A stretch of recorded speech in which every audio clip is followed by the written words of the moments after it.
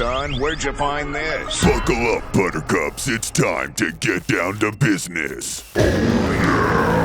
It's the Totally Legitimate Business Podcast. Totally legit. All right, folks, it's the Totally Legitimate Business Podcast, and we're back here again. And today we have musical experimenter, vibrational wunderkind, SenorMusica81. Welcome to the show. Thank you. Glad to be here. I'm super excited to talk about all the interesting stuff you're doing now, but I kind of want to start by like SenorMusica81 gaming. Yes. Did you start out thinking you were going to start measuring sound and doing sound math? How did this start? Like what was, you start posting and then you evolve into what you've evolved into now, but what was the start? Well, the start of the name or the start of the name and the social channels, just okay, what made you start posting in general? Well, 2017, decided to start a YouTube channel. SenorMusica was my nickname from 11th grade high school Spanish class. I was Nice. either drum major or drum major's assistant that year, and the teacher, Sonora Sneed, called me SenorMusica, and that it just kind of stuck. That became my first email address. Nice. I love that. So you start, you're just generally posting like any of us do, any of the Yep. children of the times. You're posting on there, you're posting music stuff, gaming stuff. At what point does it evolve into music math? About May of 23, I started trying to understand the current musical tuning system after running across the solfeggio frequencies and realizing that absolutely none of them are in the current musical tuning scale except for 174, which is concert F2. Except for that one, none of the tones are there, and it's not exact. It's 0.6 hertz off. So I started trying to figure out why we weren't using 417, 639, 741. Why aren't these in our current musical system? And when I realized that the way music works, if you have two notes that are 20 hertz apart, you go up an octave, they're 40 hertz apart. You come down an octave, they're 10 hertz apart.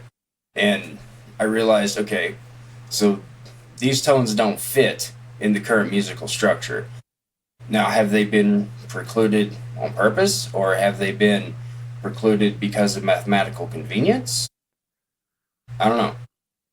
Even after every bit of research I've done, I still can't conclusively state one way or the other. Yeah, it's a big conspiracy. The Rockefellers and the Nazis got together, and we're going to detune humanity away from 432 so we hear static and we're easier to control.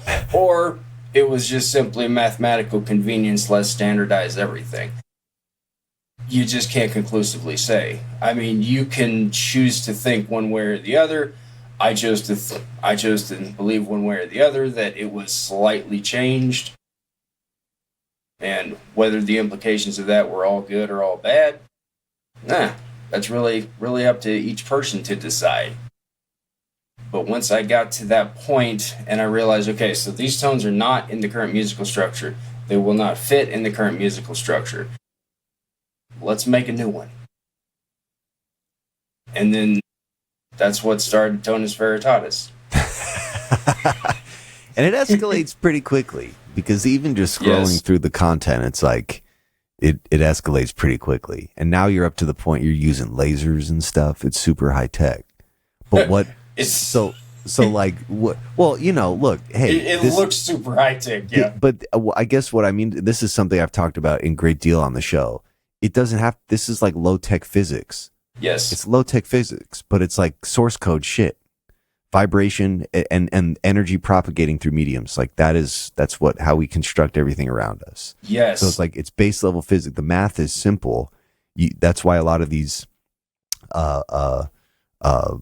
ways to visualize sound are I don't know. To me, it's like it doesn't need to be rocket science because it's not rocket science. It doesn't need to be unduly complicated. I don't need, like, you know, a crystal resonance chamber set up with, you know, sound amplifiers. I don't need speaker casings made out of granite. I mean, it'd be nice to have, but It'd be sick, yeah. yeah, right. You know, get a freaking echo chamber where I can match the acoustics to the frequencies of the crystals that are embedded in the speakers, and, you know, we just make some magic happen. I get there eventually. I'm not there yet. But this sort of thing, simply looking at cymatics, actually being able to see sound, even with something as hokey as, you know, a stick-on mirror on a balloon over an open air cavity right above a speaker, and just to be able to see the sound that it's producing. And like the one video I did with the stereo separation, you know, being able to see the right and the left channel separation, you're actually seeing the patterns as the music goes. And it is very simple. It's very low tech right now. It's just a few basic implements.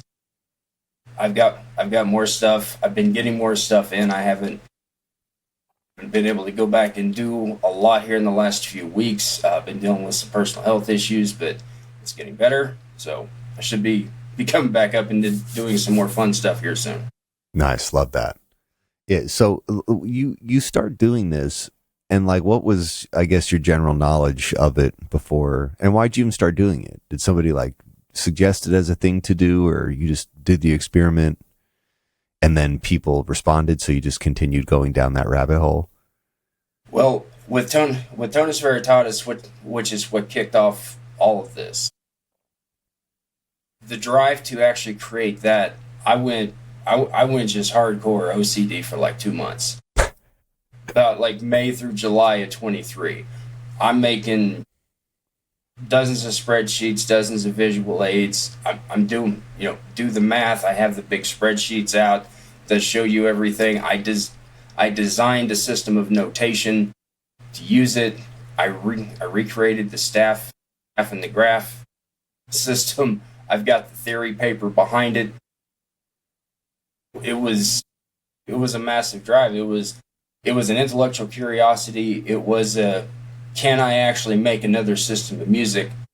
I'm pretty sure I know enough to make it, so let's give it a shot. And then when I got that first video up on the 23rd of July of this year, of 24, I got that first video up, and just the responses, holy cow. People were really interested in it. I didn't think it was going to be that interesting to folks. I thought they were just like, oh, it's just some dude talking about music. Oh, look, something shiny, you know. But yeah, that is how we operate. That is pretty much how this society operates now. Well, I mean, I think the thing that most people, the reason, like, these topics 15 years ago were even super fringe, but now they're not. You know, we have social media. A lot of people who are interested in these things, or people who aren't, can be exposed to it and become interested in it. But, you know, sound cymatics, like visualizing sound, that's been around for a long time. But the more, I guess, we become okay, everything is vibrations. And yes. The more that the general people become aware of the fact that our reality is just vibrations, you know, that's why this stuff is interesting to people, because this, you know, we're seeing the source code. You know, Tesla even says, like, you understand the numbers 369, you understand magnetism, electricity, whatever, you'll understand the universe. Like that, we're becoming a little more aware that the fabric between, you know, what we think life is and what life really is just becoming very blurred. Yes. And, you know, it doesn't surprise me that people are interested in this stuff now. And, you know, again, TikTok. There's a good question. What are you going to do when they ban TikTok? I'm surprised they haven't banned me yet. Yeah, you're getting close, buddy. They're coming for you. Yeah, man. Some of that stuff like starts putting people into trances. Well, yeah, no, really. It is, again, it's source code stuff. Like, we respond to frequencies. Mm-hmm. That's a natural thing that we developed through millions of years, an evolution. Like we respond to sounds There's chemical responses that are triggered by certain frequencies in certain scenarios. You know, I don't know. It just, for me, it's like this stuff is, I'm glad that it's being talked about more now. And I'm glad that this information is just easily findable on TikTok or Instagram or YouTube. Yeah. And the journey from it being a fringe topic, 15, 20 years ago, the whole, what do you mean there's another way to make, well, I mean, there's already 50 or 60 worldwide tuning standards out there. Right. There's so many alternatives to just, Western 12 tone based on A4 at 440. There's already a whole lot of non-standard tunings out there. And you'll find as we go through this, I'm gonna loop back to non-standard tunings quite a few times because a lot of answers are in there. It's just that with the current 12-tone system, what you wind up with is just a mathematically precise stacked deck. Right. It just fits very neatly. Well, and that's going back to what you're saying. Like, I've always wondered about the conspiracy element of this. Like, are they trying to hide these frequencies because they like empower, do they give us like superpowers? That's why they don't want us listening to shit. So they restructure all music to fit within certain guidelines. But then it's also pure laziness. Like, I can totally see that. Humans at some point were like, man, I don't want to do that math. I'm already doing like this complex math, understanding how to combine them. Just make it, can we round it up? Can we just make this shit easier? Like, that to me is totally believable. That's very human. Right. Yeah, and going back to where it was a fringe topic, and then you get to where now, I mean, you can go in there, you can type in cymatics on YouTube, TikTok, Instagram, whatever, and you're going to find this stuff, and it's like you're going to find a ton of it. Yeah, you're going to find these beautiful patterns, and you're going to find videos. That one guy, that one video, Nigel Stanford, I think, or Sanford, I forget. He did. Oh, the music, with the speakers science and the black liquid. Yeah. That is sick. Oh, I love that. I used a short clip out of that actually in the first Tonus Veritatis video, because man, that was just cool to actually. It's like, for me, when I saw that, I intrinsically understood what I was seeing.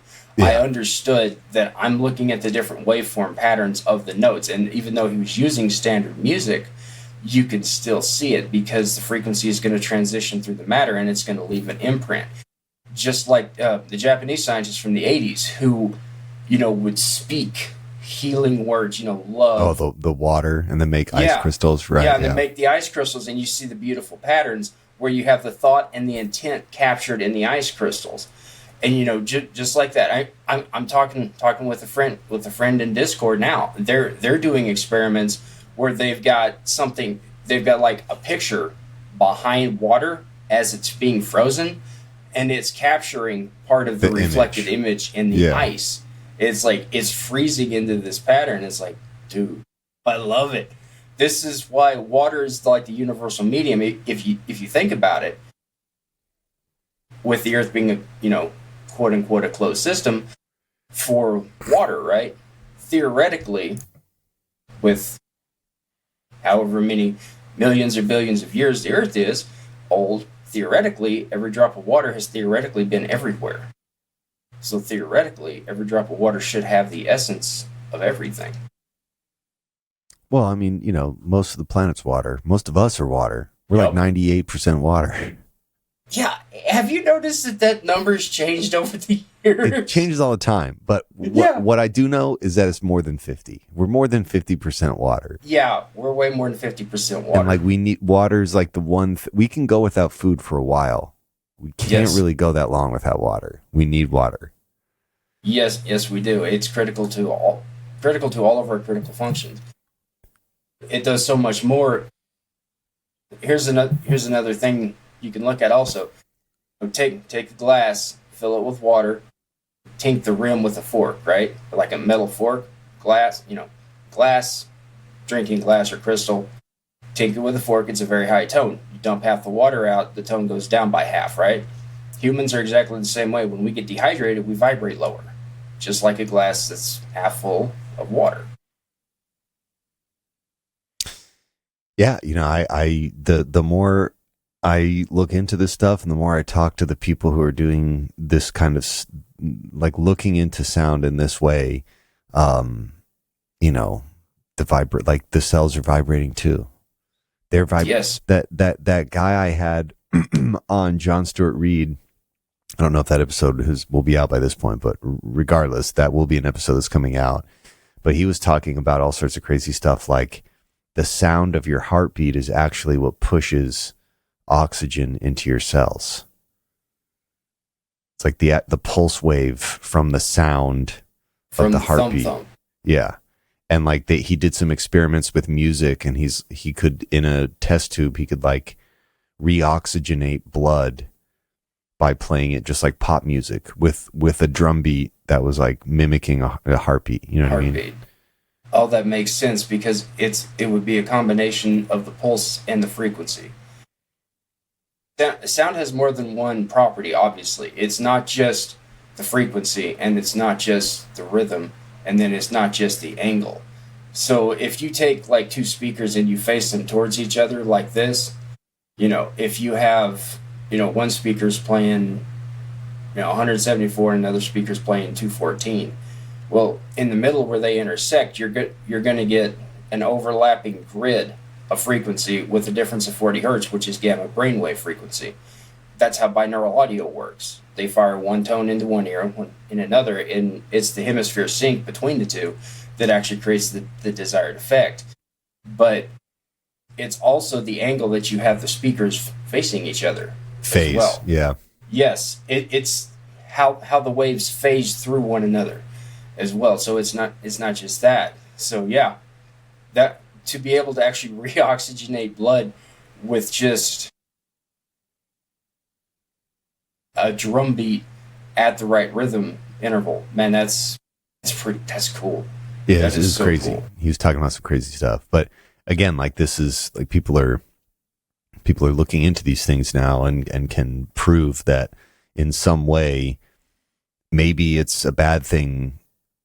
Maybe it's why when you go back out into nature, people feel like they reconnect. It's because those are the sounds we're supposed to hear. Yes. Those are the sounds that we were biologically developed to base our life around. And there's, all the suggestions about the positive benefits to mental health and a connection with nature, or like spending time in nature, sunlight, all the stuff that all the other beings of this planet do that we don't. Right. Now one of the other things there also when you go out in nature is we are also electrical beings. Our toroidal field, the center, it's our heart chakra that is the center of our own toroidal magnetic field. That's where people have vibes, right? Well, they're putting off vibrations is because you're interacting with their toroidal field. You're getting close to them. That was another interesting thing during the COVID days. Stay 6 foot away. Yeah, don't interact with anybody's electrical field. Okay, thanks, guys. Great. But one of the other interesting things about this, when you go outside, take a multimeter with you. Take your shoes off. Stand on the earth. Watch the readings with your shoes on, and then step off your shoes and watch the readings with your bare foot touching the ground. It's going to jump by about a factor of 3. Like just me holding on to multimeter leads in one of my videos, I was drawing like it was showing like -60, and I had that set. It should have been set for milliamps, so it's like just me holding the probes. So when you go outside, when you actually connect back to the earth, it's going to jump. It jumps big time when you do that. Yeah, we designed this very fancy society thinking that we're beating nature, and the joke's on us because we're just beings of nature. We're subject to the natural forces in a way that very few of us are even aware of anymore. Have you ever heard this what you're doing reminds me a lot about this guy named Irv Wilson.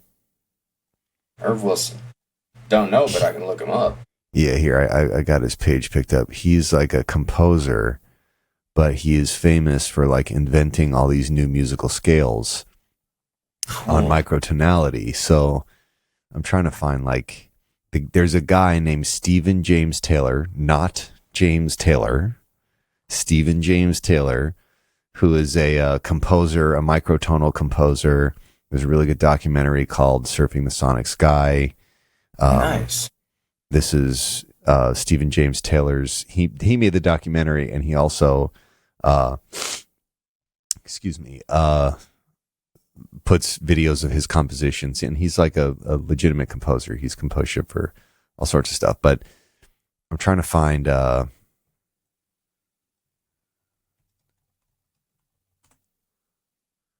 This is what he makes. Ooh. And don't ask me to understand it, but this might be relevant to you. Man, yeah. But his whole thing was geometric scale trees. Yeah, he would basically make shapes. He would make scales based on geometric shapes, like 3-dimensional geometric shapes. I love it. Yes. And then he would play music based on like navigating the space of the shape rather than.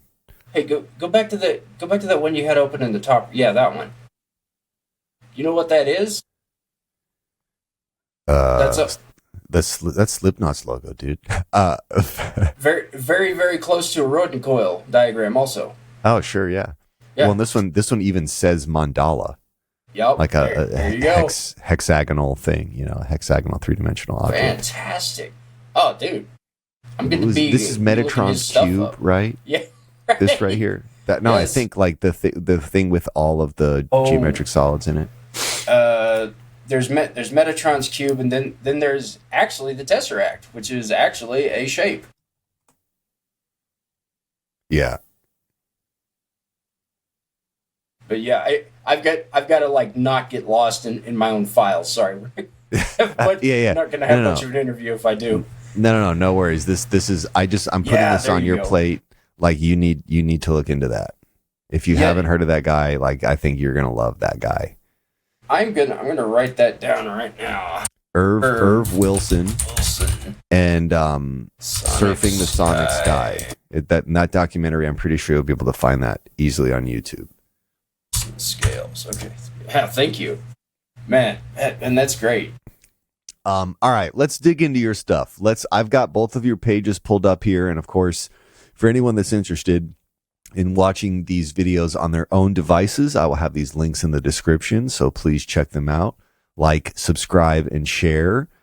Support what he's doing over here. But I've got the TikTok and the YouTube. Let's go in as close to chronological order as possible.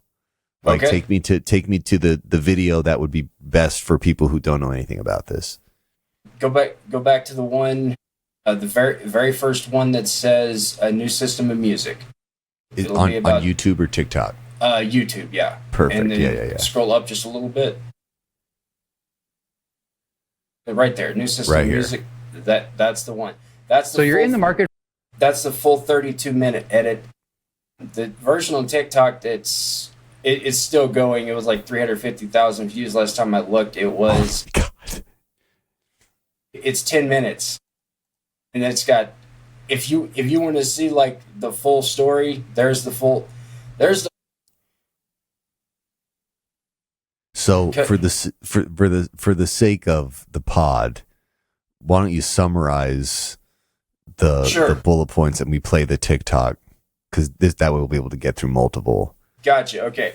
So the bullet points with Tonus Veritatis was I was trying to figure out the modern tuning system. We discussed it a little bit earlier. Found out that none of the solfeggio tones are in there. I can't get them in there with the current musical system, so I wound up making another one. And then along the way, I started realizing, because the solfeggio tones all add to 3, 6, 9 in order. They're either bass 3, bass 6, or bass 9. 1744, 17741, bass 3, 285, 528, 852, bass 6, and then 396, 639, 963, bass 9. And there's multiple levels of that math that applies, because then you can take the sum of all of the tones and add them up, and it still comes out to 9. And then you can take all the bass 3s, all the bass 6s, all the bass 9s, and add them up. It comes out to 9 every single time. It's layered deep, man. It's like a math Big Mac. It's just it's layered deep, man. And that special sauce, yeah, love that. Yes, it's got the special sauce. And the special sauce is also there's some unique skip tones in there as well, because the way the solfeggio tones were constructed, it was 111, 111, 21, 111, 111, 102, 111, 111. And then when I had to actually like do magic square math to find the next skip, which was 210. And then because it's 0, 1, and 2 shifting to the right each time the pattern repeats. So 174 to 285, 111, 285, 396, 111, 396 to 417 is 21. And then you go, 417, 528, 528 to 639, 639 to 741 is 102.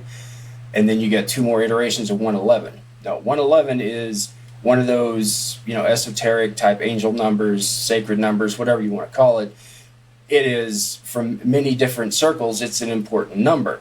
It was also very prevalent in sacred geometry as well. Masonic built temples throughout Europe at, 111 feet long, 88 feet wide. And, it scales up from there. Divine proportion kind of stuff, yeah. Yes, yeah, divine proportion kind of stuff. You got it. Not necessarily golden ratio, but divine proportion. A divine proportion, yeah. Bingo.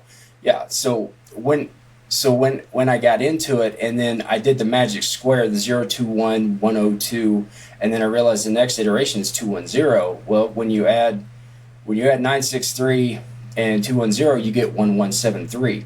1173 is exactly 999 hertz higher than 174. And that's how I found the next circle of 9 tones. And then the next circle of 9 tones. It just followed the exact same pattern with the same skip sequence. And I wound up with 3 circles of solfeggio. So 27 tones, which is also 2 plus 7 is 9 again. Right. Well, there's, I imagine if you spent time doing the math on any number, it would lead back to that same triad.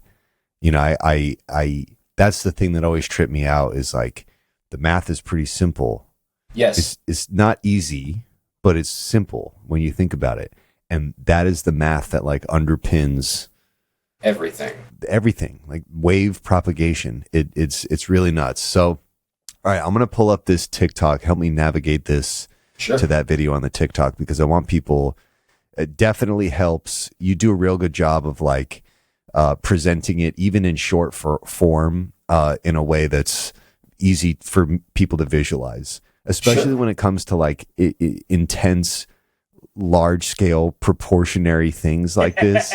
I need a spreadsheet. Like I absolutely need the spreadsheet to be like, oh, okay, yeah, now I can see the grid in my mind, but before I couldn't. And then definitely the music that you've been creating with it is just like delight. It sounds like alien music. And in fact, like there's some of this that's maybe like, this is how we communicate. This is how we would communicate with somebody who we didn't know their language. Like we'd want to like figure out some type of like tone thing. Like the most hilarious example of that would be Close Encounters of the Third Kind. Yeah, you know what I mean? Like that idea came from scientists. That's what they thought would be like an effective way to communicate with a completely different race of being. Sounds. Yes. You would just need like loud sounds that would hopefully trigger some response or convey a message. And that's ultimately all communication is. But okay, so it's this video right here, right? Yeah, there you go. 375,000. Yeah, that's the one. Still going. Not missing it. We're not missing it. All right, here. Let me make sure we got the friggin' sound. And then, of course, as this is playing, Like if there's something we should skip past, just let me know. Tell me when to go to it. Okay, so do you kind of want like a commentary on the video as it's going? Actually, yeah, that, and again, if I need to pause so that you can kind of break something out more, just call that out. Okay. And I'll conduct it. And then just let me know if you can hear this.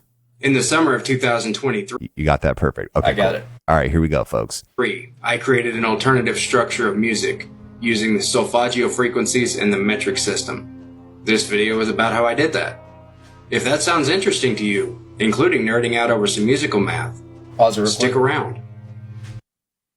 One thing that I will tell at the end of the video, you're listening to Tonus Veritatis music from the beginning of this. Oh, interesting. Mm-hmm. All right, go for it. Damn, you got them subliminally. Yeah. They didn't even know. No, man. The system is called Tonus Veritatis, or true tones in Latin. There are no key signatures or accidental notes. I made the system to be metric, that is 10 tones per octave, rather than the current 12 tones. This means that no currently made Western musical instrument is capable of playing it because the scaling between octaves is different.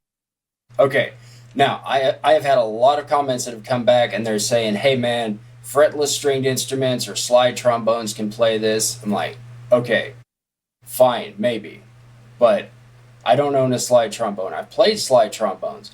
I do know, however, that the tuning on the trombones is based on the mouthpiece you're playing it. If you're playing in a B-flat mouthpiece or an E-flat or a C or an F mouthpiece, the notes are just simply not going to ring, guys. Right. You have to have something that would be a neutral, non-standard mouthpiece for a trombone. Now, as far as fretless stringed instruments, I've never owned one. Now, I've seen a lot of many comments say, hey, these things can play that. Okay, fine, cool. But the examples they'll cite will come back and say they're perfectly capable of playing a 10 TET or a 10 EDO. Well, here's the thing. Tonus Veritatis is not 10 TET and it's not 10 EDO. It's neither of those because those two are mathematically, even tone distributions. Because when I had to go in and program the scala files for Tonus Veritatis, it's not simply 120 cents per note, which is what a 10 TET would be. Because the scale, the sense tuning, when you write an electronic scala file, is called cents, and there's 1200 in an octave. So you have to divide that down, and just to divide that by 10 would be 120 cents per note. But that is not what these are. So it still wouldn't work even for the people that are saying, slide trombones, fretless stringed instruments. Now, if anybody wants to prove me wrong, well, that's the next thing. That's what I was going to ask is like, why, if that is a fair statement, sure, pull out your fretless guitar and do it. Because what you're doing, like how you're presenting it musically, is in a way that anyone could, replicate. If they had the opportunity to if they could do it on a fretless guitar, they could do it. They could listen to your video and mimic it. Just play the sounds, Yes. Well, why hasn't anyone done that? Well, there's been one viewer, and I haven't been on TikTok much here in the last few weeks. There was one viewer that ran some of it through AI, and they let it come up with some music. Actually, the second one sounded pretty good. I liked it. Sick. That's awesome. All right, man, go for it. Let's see. No, that's really cool. I love when we creatively explore with AI. Yes. I want more people to do this. Please go for it. Even if you retuned a piano to a solfaggio frequency, it has 12 tones per octave, so it simply wouldn't line up with a 10-tone system. The octaves and the fifths would align, but not the other steps of the scales.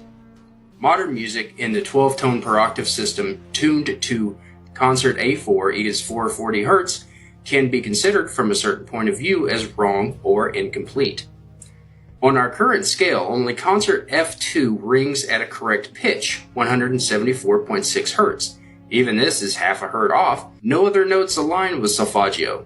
The previous tuning standard was, depending on which source.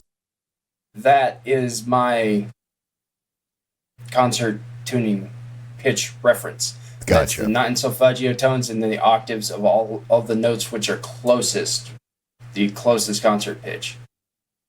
Good graphic if you want it. No, it's I can send great. it to you. This again, like this is when you have the visual aids, it makes a huge difference. And even in the short videos, it's like you convey a complex message in a pretty short time.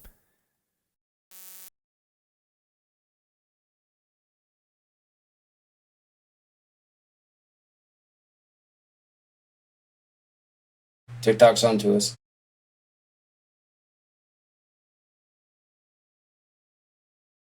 Check. Okay, there we go. I had an audio. 416 TikTok's on to to us. 450. What's that? Yeah, exactly. TikTok's on to us, yeah. They don't want us talking about this shit. 2 hertz. Each region has specific tunings. There is much debate, with the primary focus falling on 432 versus 440 hertz music. But simply, there's more to this picture. Our current system uses just intonation, which is a mathematical principle. Sure, Pause for but just a second. I screwed that up. It was even temperament. I remembered it from musical theory 20-something years ago. I should have double-checked it, but as much other work as I put into that video, I let that detail go. I was wrong. It was just intonation was I'm sure the previous. people wanted to comment on it. I'm sure. Yes. Yes, very much. Okay. 2 versus 440 hertz music. But simply, there's more to this picture. Our current system uses just intonation, which is a mathematical principle. Sure, but somehow we left out all the solfeggio tones, save for one. So what are solfeggio frequencies, and why should I care? Short answer. Solfeggio frequencies have long been studied for their unique properties in connection with mental well-being, alignment to nature, higher planes of spirituality, and in some cases, their healing properties. Thousands of other online videos have alternative music which is based in these frequencies, but to my knowledge, they're all using the 12-tone system. Want to really get into a rabbit hole? Check out cymatics, the visual study of frequencies. The visible pattern. Okay, so I'm going to pause it here. This Go for picture, that's Yep. John Stewart Reed. He took that Okay. picture. That's with his. He's the one that actually has the really good photos. Yeah, Okay. this stuff, a lot of this stuff is from the early wave. In the early wave of cymatics, there was this guy named Hans Jenny, who's a European. I can't remember what his actual focus was, but he was like the guy who really started documenting this. There was another guy in the UK called Peter Guy Manners. There's a bunch of videos of him. But at this, like in the early days, and cymatics has been known about for a very long time, but in the early days, you'd be resonating a plate. And what you see when you resonate the plate are the standing waves of the structure of the plate. You're not seeing the sound. You're seeing the plate vibrate. You're seeing the lines of structure on the plate, depending on the frequency. And we're also only seeing it in 2 dimensions. Right. No, that's the limitation of the plate. What makes John Stewart Reed's stuff interesting is this is a top-down picture of a little dish of water. But what he says is if you could look at the side, because he uses water when he bombards it with sound, it takes on like 3-dimensional, like you see the actual true like a cross-section of the spherical bubble of sound. Yes. That's why these pictures look so good, because you're seeing from the top down a 3-dimensional structure. Yeah. I don't know. You just need to like look at the side of the cylinder and you'll see it. Yeah, no, really. If those pictures would be right next to those, what you would see is, a sliver, a cross section of 3D spherical sound. It's crazy. Anyways, here we go. We're getting back on it. Sorry for that. The frequencies create when exposed to movable physical medium like sand or magnetic filings. Makes for some amazing reading and watching. So I figured, why not return solfeggio sounds to mainstream music? Making a musical system isn't too difficult, right? Here's how it started. I got a list of the known solfeggio frequencies. 174, 285, 396, 417, 528, 639, 741, 852, and 963. Something about this list bothered me. It's the repeating number patterns and the intervals which are curious. Each of these groups of 3 tones are the same 3 digits, only in a rolling pattern where the numbers shift to the right. 3 groups of 3 tones, 9 total. Polymath or numerology math looks like this.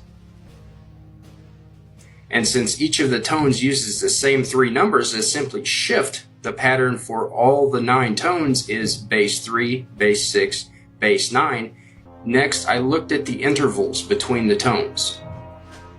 If you have looked into divine numbers or sacred geometry, you will immediately recognize 111 Hz as being one of those numbers you seem to see over and over again, along with 88, 33, and several others. It didn't look like a lot of reason for the interval spacing until I realized the skip patterns. 2 tones with 111 Hz between them, then another number, until I tried making 21 into 021, then 102. The next logical step would be 210. If you take a 3x3 grid, in the top row, fill in 021. In the middle row, 102. In the bottom row, 210. Every single side, even the lower left to top right diagonal, adds up to 3. The upper left to lower right diagonal is 0. That's when I hit a breakthrough. When you add 963 and 210, you get 1173 Hz, which is 999 Hz above 174 Hz. 999 being another sacred type number. But also 9 plus 9 plus 9 equals 27 is 2 plus 7 is 9. This is where the next circles of 9 came from. 1173, 1284, 1395, 1416, 1527, 1638, 1740, 1851, 1962 being the second circle. That's right here. Again, they all... For anyone not paying attention. So one of the biggest things there is that in that spreadsheet, because if I had tried to actually really delve into the spreadsheet, it would have just absolutely... it would have just dominated the video. Yeah. But on each of the lines, I had it broken down, 369, 369, 369 still. And it does that all the way down. And then even when you add all 27 tones, you get a number which still comes out to bass 9. And it's just cool the way that works. Well, again, like these are the number patterns. The math, yes. The math is really, really simple if you just sit down and do it. And in the summer of 2023, 40, get back to 1851, 1962 was perfect. being the second circle. Again, they all add to 369 in order as the first group of tones does. Remember the 111 Hz difference from the original circle of tones. Subtract 111 from 174 and you get 63 Hz. Besides also adding to 9, 63 is the mean frequency of thunder, according to this study right here. So if you take the lowest solfeggio tone and subtract 100... That one really surprised me. Again, like these are the numbers of nature. This is the code. This is the source code. So that is not shocking to me at all. And that's very trippy. Oh yeah. And I can't remember if I left the rest of this stuff on this short edit, where you find the conference was in 1983, and that's also like a base. Yeah. Go ahead and play that. I can't remember if I left this in the short edit or not. You get 63 Hz again, the medium frequency of thunder. If you half that, you get 31.5. Half that again, 15.75. Half that again, you get 7.875 Hz. And that, being 0.03 Hz away from the Schumann resonance, cannot be coincidence either. Yeah, that's... At first, the actual... That was way too trippy. That hurts my brain. Yeah, for sure. I did not leave that in there. So, that paper was presented at the 33rd International Conference on Lightning Protection in the year 2016. When you subtract 33 from 2016, I think was it 1983? 1 plus 9 plus 8 plus 3 is 21. I think it came out as a base 3 number. But yeah, it was like you could just keep rolling with it. The conference year, 33rd conference. I'm like, come on. It's a 33, vertebrae, Jesus 33, Club 33 at Disneyland. 33rd degree Master Mason. It's like, why? So they put that out at the 33rd Conference on Lightning Protection. Okay, sure, that's a coincidence. Well, even 2016, 216 is 9, right? Yes, it is. 2 plus 0, plus 1 plus 6. 2 plus, 9. Base 9. Yeah, the reasons that even the buildings, like the proportions, why are the proportions built in there? The proportions are built in there because the numbers are important. And the numbers contain a message. Like that's all of these things, is frozen music. Yeah, no, absolutely. Yes, it is. Absolutely.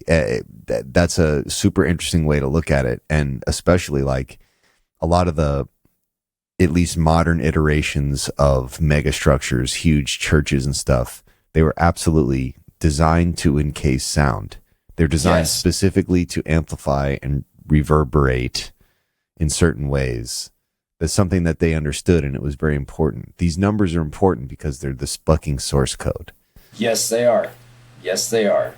And we get a little peek of it when we do this. And if you follow this stuff down to the quantum level, you see the same dadgum repeating numbers again and again. Yeah, I mean, again, it's not surprising. This is divine proportions. This is what that concept, like you're saying, it's not the Fibonacci sequence, but that's just one divine proportion. That's one of many. There are many, and the math is really not that difficult once you start to see it. Exactly. And all right.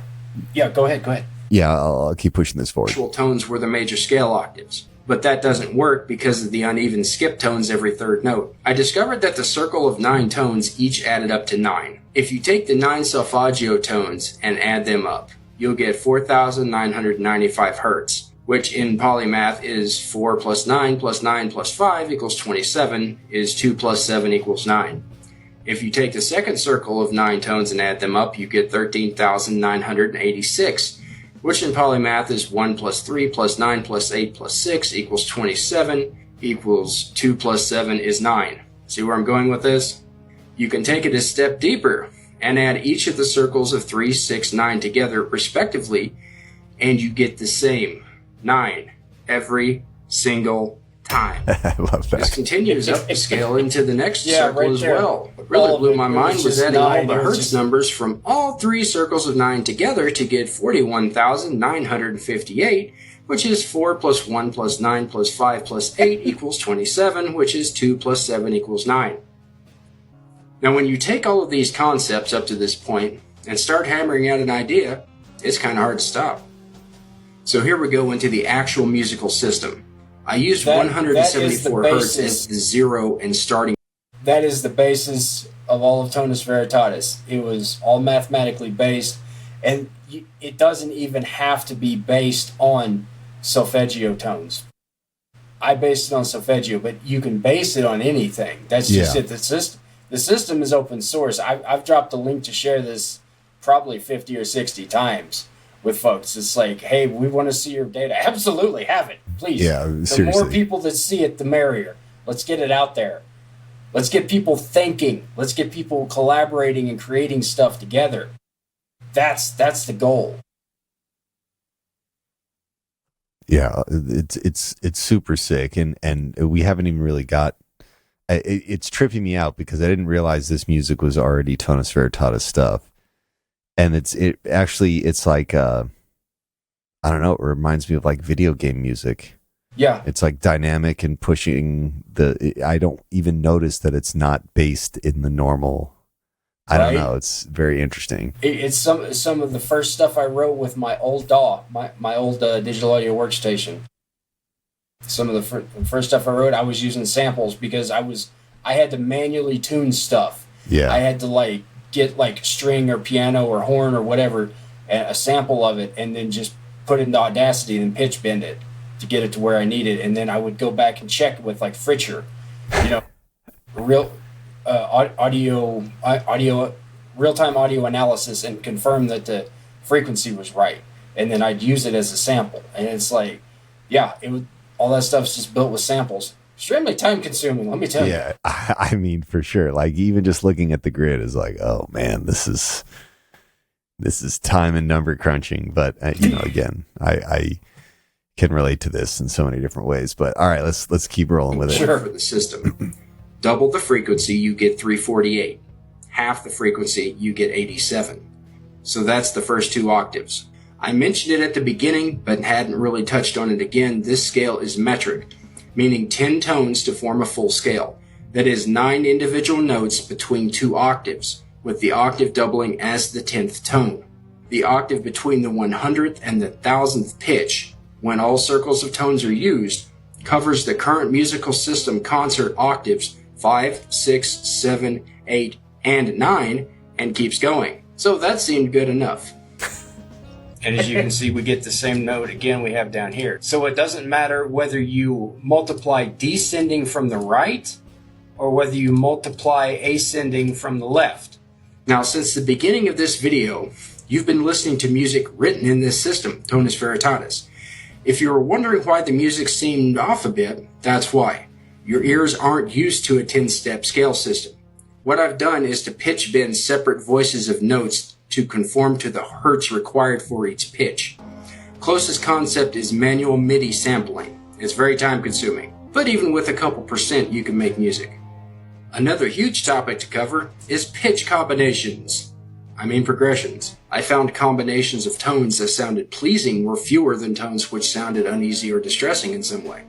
As an example, if you take root 0, 174 and play the second above it, which is 208.8 hertz, it sounds minor or dark. However, add the negative sixth below that, which is 139.2 hertz, and it makes a beautiful sounding chord of negative 6, 0, and 2. Take the negative 6, 0, 2 chord and switch it around to be negative 2, 0, and 6, and you get a sound which is final and resolved sounding. Take negative 2 plus the fifth, and it sounds like a current power chord. Take 2, 4, and 8, you get a minor sounding chord of even tones. Take 3, 4, 7, you get a danger sound. Going back over my notes on the chord testing showed that taking the negative 10th, the 2nd, 4th, 6th, and 9th sounded awesome in some way. Here's a very simple melody written in Tonus Veritatis in 4/1 time, 110 beats per minute at 174 as a 0 tone. Here's what it sounds like in sine wave.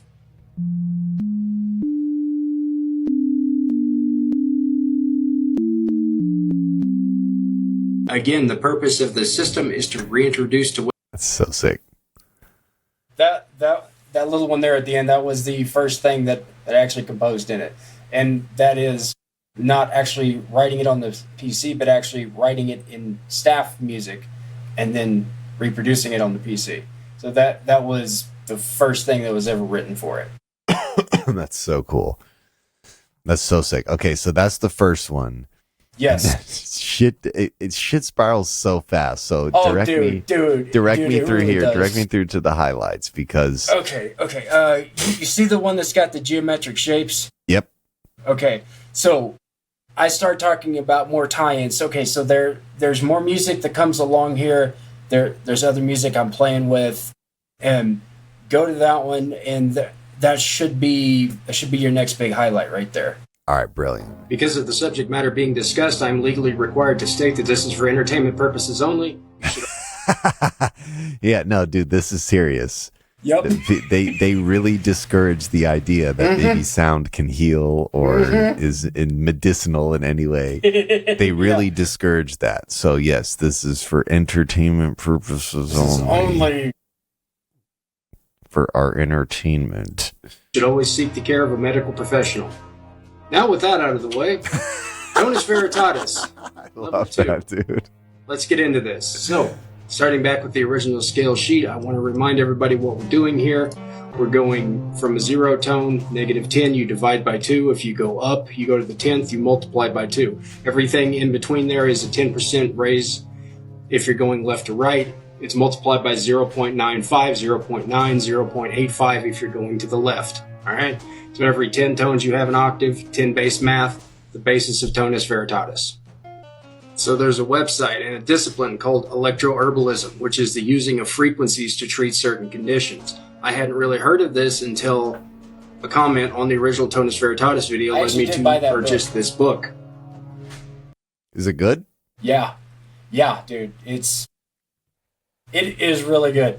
It's really good. And because I bought the book and then I donated them, like I gave them $5, and they sent me electronic copies of that list in that book. So that whole book, with the science explaining it in between, is a whole list of frequencies used to treat conditions. Mm-hmm. It's all electroherbalism, and that's just a huge, big, long list. They have multiple lists combined, and they sent me the electronic versions. They sent me the cross-reference. The cross-reference list. So the main list is called the CAFL, C-A-F-L, and that is the condition first, followed by the frequencies that can treat it. The cross-reference is the frequency first, followed by conditions it can be applied to. Mm. And between those two, you have an electroherbalism medical database.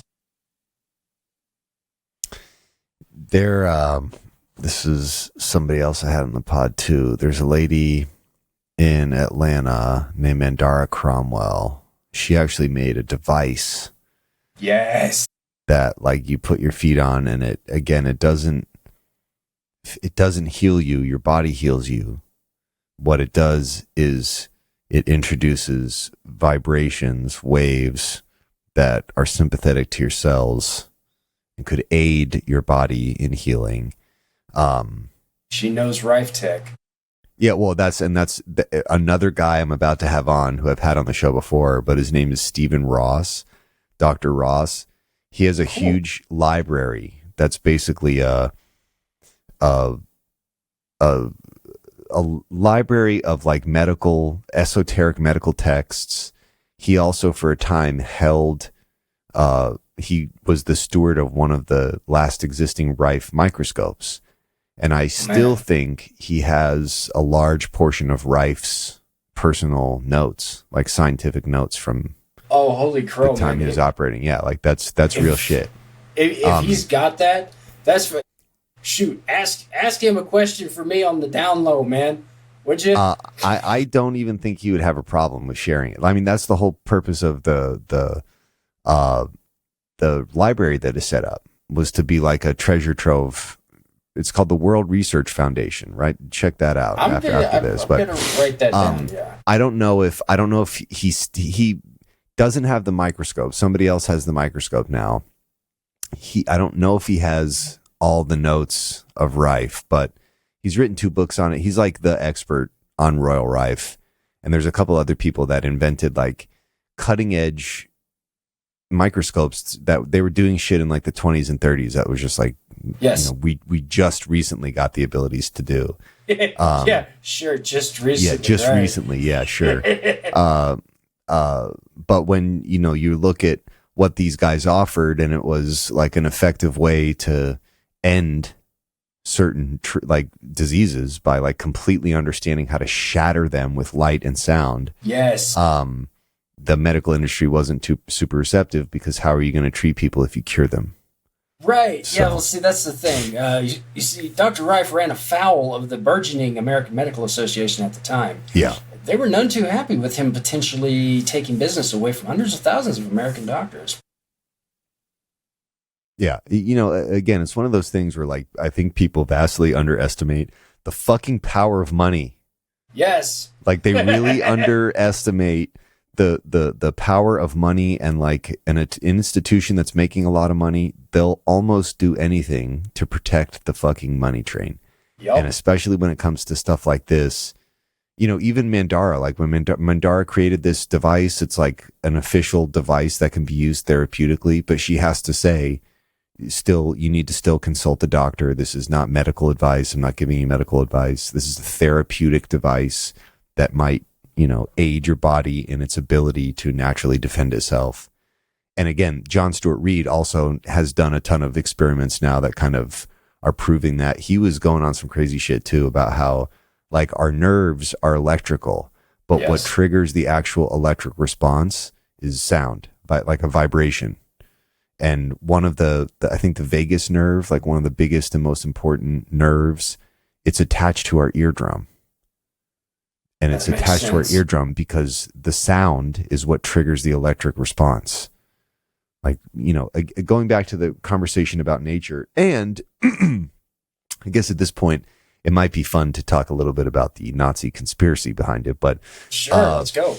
You have to think about it in terms of like, if somebody knew that certain sounds or combinations of frequencies at certain amplitudes could trigger human responses in brains, don't you think they'd do that research? Like some sinister guy out there, if like that was a thing that was possible, don't you think someone would have done that research? And I'm saying that facetiously because it is possible. We already know that. There's plenty of science to say when we hear certain things, it triggers chemical responses in the brain. This is like shit that is easily measured now. Yes. So why don't we use this system? Why do we use the typical the type of numerical system that we use for music, at least in Western culture? You know, that's why I was saying before, I'm willing to entertain that. If we're talking about creating an ecosystem for control that all you have to do is like play sounds, I'm that could exist. That's not so crazy to think that that's not possible. And you know, it again, music, sound, certain frequencies at certain amplitudes trigger chemical responses in the brain. There's nothing we can do about it. It's genetics. Mm-hmm. You know, it's like a level of science that we can't even interact with. Yeah, it's in the base pairs. We're hard coded for it, and which is exactly why I keep this hat. Aegis, and inside the rim, this hat is EMF shielded, and inside the rim of this hat are squares of shungite. Oh, wow. What shungite does? It is an electromagnetic sponge. And this stuff, I can set this in front of my Wi-Fi with the kill EMF your reader. internet. Oh, it takes it from readings of 80 to 120 down to 20 to 30. It is nice. Hell yeah. It is absolute. Yeah, and I keep that, and I have a blanket that's made out of that stuff too. Yeah, nice. Because I know what the technology can do to you. Well, and again, like it doesn't always necessarily need to be nefarious. Like we like electronics. We like electronics. We like the convenience. You're talking about the blue light emitting black mirrors we keep in precisely. Yeah, right. We love these things. We're not going to give them up, right? And one of the byproducts of being around all these electronic devices is the electronic radiation. They're all emitting an electronic field that we are interacting with because we are electric beings. Yes. And this isn't necessarily sound, this is electromagnetism, but the correlation is pretty strong. And again, it's just another form of wave energy. We don't see sound the same way we don't see electromagnetic radiation, but it's there, and our body is interacting with it, whether we're aware of it or not. Yep. And just like Tesla said, it's energy, frequency, and vibration. Yeah. And everything is an expression of those things. Thoughts, words, sounds, colors, light, heat. This can of totally not a nicotine product that I'm holding, that I'm not going to show the brand name, but the matter is held together with frequency. Are you familiar with the Hutchinson effect? You seen John Hutchinson's work? Let me look this up. Go ahead. Go ahead. Explain it. Canadian physicist. I saw some of his videos like 20 years ago. You know, back before YouTube. You know, back before it was like on video hosting sites, personal video hosting site. The Hutchinson effect is where you take radio waves and you can like melt iron into butter using radio waves. And you can take a chunk of metal and you can just liquefy it. If you hit it with the right frequencies, and it's just expressions of the waves. God, I've got a couple of videos here. Hang on, this will be. It's really hard to find like the good ones where it like shows it, because I don't know what happened. He's still out there, but man, his stuff changed. His stuff changed. Okay, so this video is supposedly from 2008.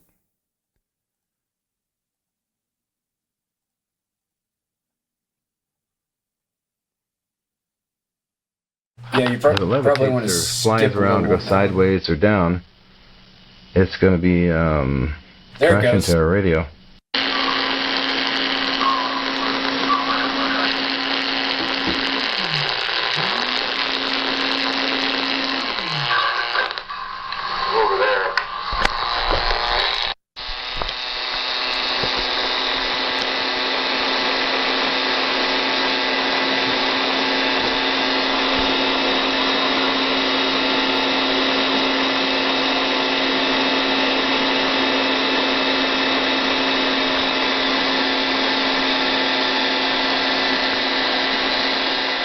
Holy shit. Get it. Oh my goodness, what the hell?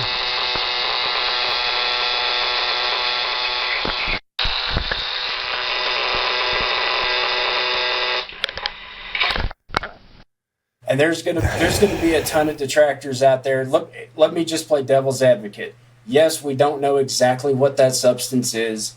Yes, we don't know. I mean, if there's jump cuts and edits, it looks like there was some cuts in the video. I get it. Yes, we don't know. But the Hutchinson effect is well documented. It's not just, stuff hanging around the periphery of YouTube. It is well documented. So going back to the lady you said that built the device. Mandara Cromwell, yeah. I need to start writing all these names down. Yes, her company's called Symatech. I'll pull it up here too so you can see. But she is actually like a student and former colleague of Peter Guy Manners, who was, the guy. It was like him and Hans Jenny, who were like really. And Dr. Manners had a medical facility in Europe, in England, where he was treating people with sound. Like he was therapeutically treating people with sound. Everyone in the town was like, oh yeah, that's what he does there. They're like pretty open to it, but it just never really took off. But these are the two things that she makes, the AMI 850 and the 500. Now see, what I want to do is I want to take three things, because in one of my other videos, I talk about where you convert electron volts into hertz to where, 12 volts equals this many hertz, right? So electricity equals frequency. Well, halfway down the chain, you hit radio frequency, and below that, you hit audible frequency. What I want to do is I want to take a speaker, a TINS unit, and a ham radio, and get them tuned to the same therapeutic frequency, hit the body with 3 different types of waves at once. Now that's a portal. That's going to open a portal. That's almost certainly at a healing frequency, right? Well, I mean, I'll be the guinea pig. I'll try it on myself. Whatever, first, I'll go with it. It's like we'll give it a shot. But yeah, I mean, you can do that with something like that. A speaker, a TINS unit, and a ham radio. It's going to be going to have a super narrow band of frequency, because civilian available radios are not going to be able to transmit at the same kind of frequencies like you can melt iron with. Sure, yeah. Yeah, I mean, you need ultrasonic stuff for that. Now, supposedly, I can deconstruct some ultrasonic bath units, and I can get some ultrasonic trumpets that are little bitty tiny thing to put out, like 40,000 hertz or whatever. But I'm not the electronics. Sure. Yeah. Build your own circuit boards guy. At least not yet. Maybe I'll have to get to that point. I don't know. Well, I think that's where this is leading for sure. Probably. You have no choice. But anyways, that was a delicious tangent. Let's get back. We've got this clip. We were talking about electroherbalism. Yes. Right. So you got this book. Sorry. No. This was completely another one of my tangents, but all good information. Again, just to reiterate, there's like the electromagnetic nature of reality.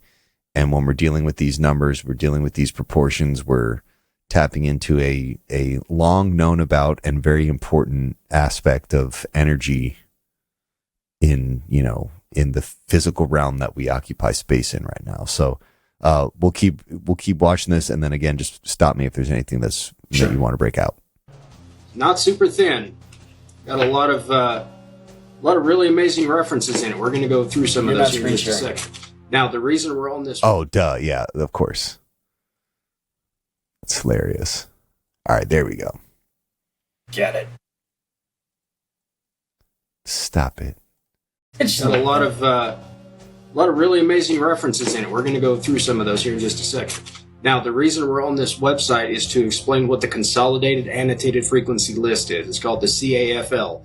It is a list of frequencies purported to have therapeutic benefits across a myriad of conditions. Let me tell you, it is very thorough. It is very thorough. This is the Consolidated Annotated Frequency List. The conditions that they treat are out here to the left, and then it gives the frequencies out to the right. Now, there is also the CAFL cross-reference. This one's real important. This one lists the frequency first, then the conditions that can be applied to. And when you get down here and you start noticing that some of these treat a whole lot more things than some of the other ones. So I got curious. So what I did was I went through this list and I pulled every one of them that has a big block paragraph. If it had more than 3 lines of text for conditions it could be applied to, I pulled it and I put it in a separate list. That is where this document comes in. I call this the CAFL Max Impact List. The following frequencies were chosen for their large number of therapeutic applications in the discipline of electroherbalism. 20, 72, 95, 120, 125, 440, ironically, 444, 464, and it goes down for a minute. Now, I pulled each of the frequencies, what they are reputed to treat as well. So when you get down here, you start seeing the size of this list of the conditions that these things are used to treat or have possible therapeutic benefits from. It's a very long list. There's a lot. This is way zoomed out. I'll zoom back in. So, 120 hertz for anal itching. Good to know.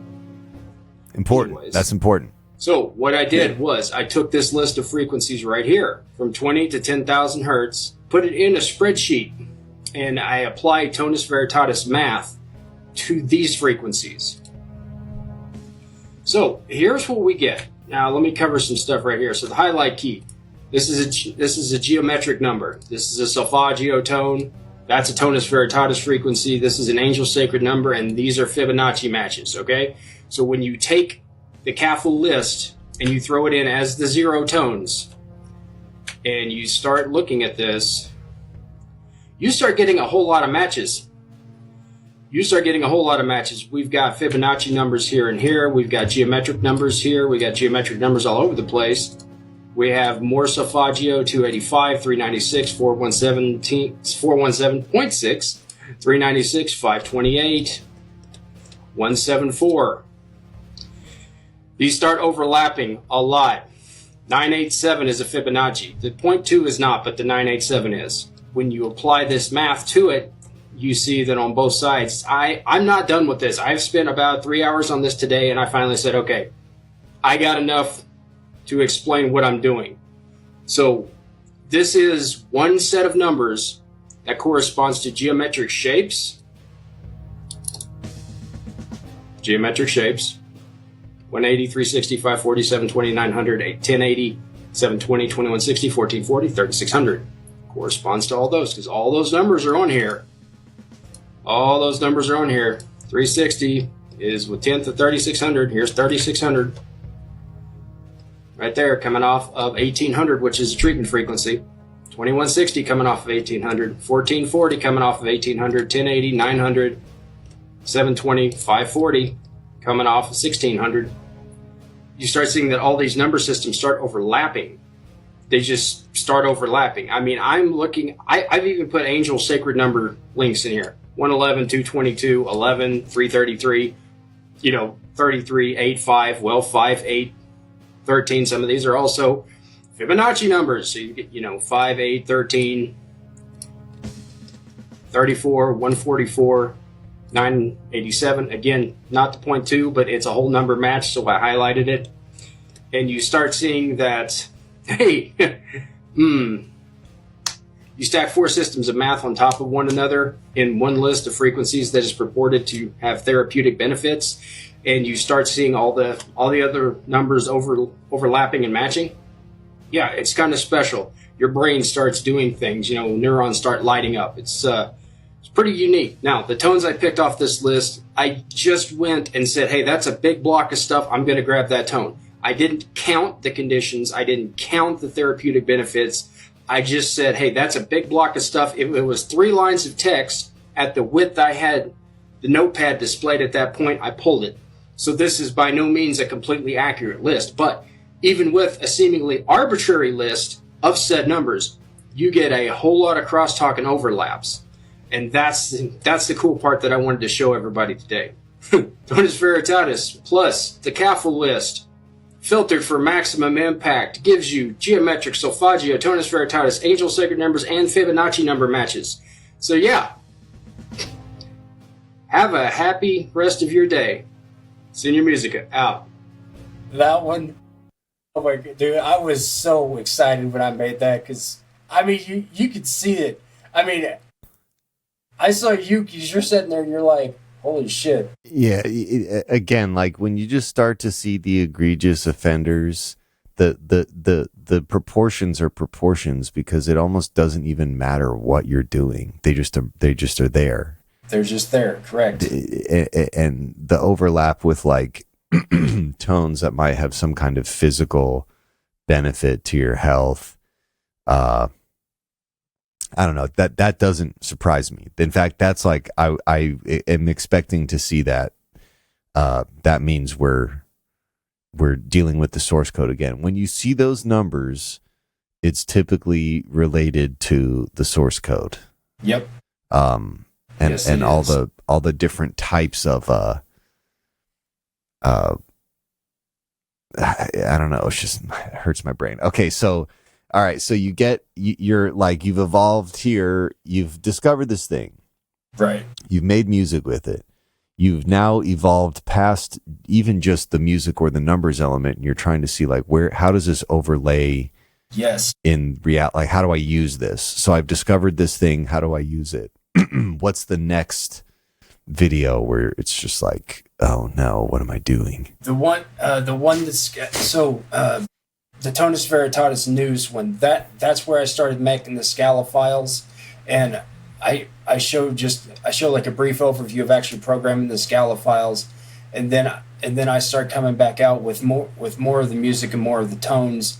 Probably the best one is going to be, scroll up a little for me. We need to find Angel Numbers 3A. Is that the 30,000 one? Hang on, let's see. Oh my god, which one is it? Might be this one. Angel Numbers 3A. Yep, here we go. That one. Now, this one, dude, you could, the comments in here, the experiences people had with this stuff, it's fucking massive. The amount of people that come back and say, hey, this lit up my brain. Hey, this put me into a trance-like state. Hey, this made my injured limbs start to tingle. Hey, this...